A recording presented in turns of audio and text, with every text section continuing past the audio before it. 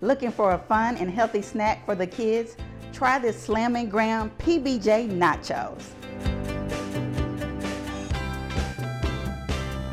I've broken up my graham crackers and I've already put my jelly on them. And now I'm going to take my peanut butter and honey and head to the microwave for 20 to 30 seconds.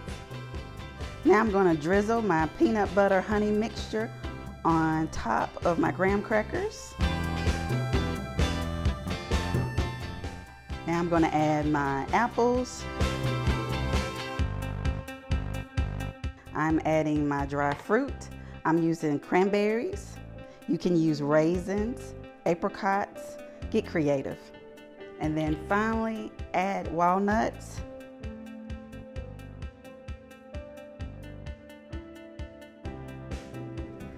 And those are Slammin' Graham PBJ Nachos. Enjoy.